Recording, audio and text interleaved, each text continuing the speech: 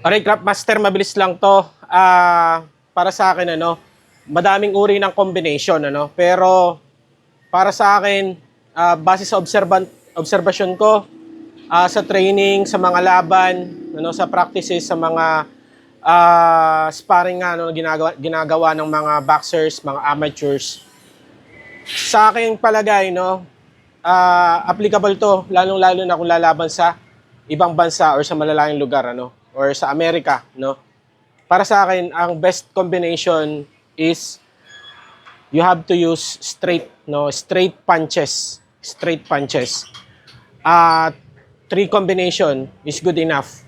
Okay, para sa akin, magandang combination is jab, right straight, and uppercut.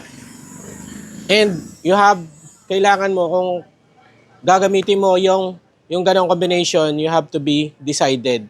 Talagang itatapon mo yung combination mo, sa sitwasyon na ginusto mo.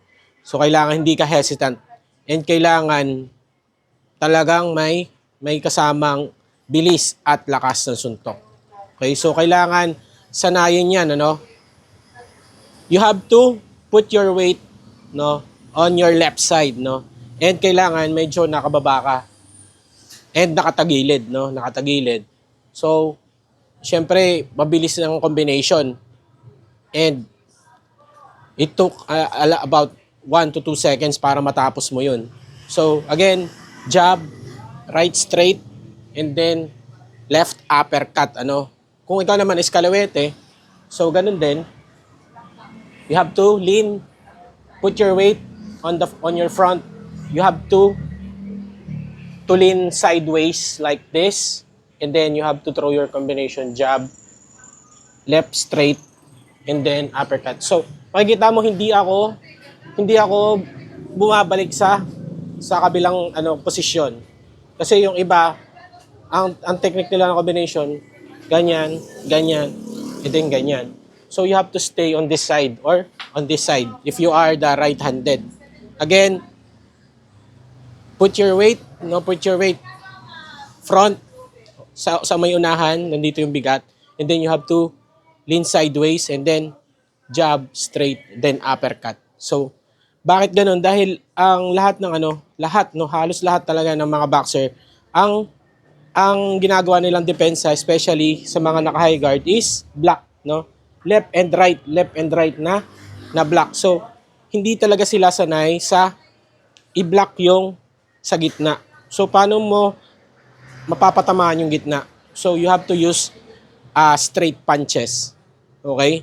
So, kahit tingnan mo sa mga nagtitraining, mga boxers, yung nag-shadow boxing, they are always using blocking sa left and right ng kanilang mukha. Pero they forgot this one. So yun yung iyong magiging susi, para makapagpatama ng combination. You have to jab, straight, and then left uppercut. So gumagawa nito is si Juan Manuel Marquez, nakikita ko, and si Manuel Navarrete. Yan yung mga combination nila. Pero magkaiba pa rin. Pero again, nandito ka lang sa side, pag gamit mo ng jab, kanan, and then pag left hook mo, huwag ka nang babalik sa left hook. So ganon, left, dito ka lang sa side na to. Nandito lang yung weight mo. Okay? So yun lang muna, Craft Master, at maraming salamat.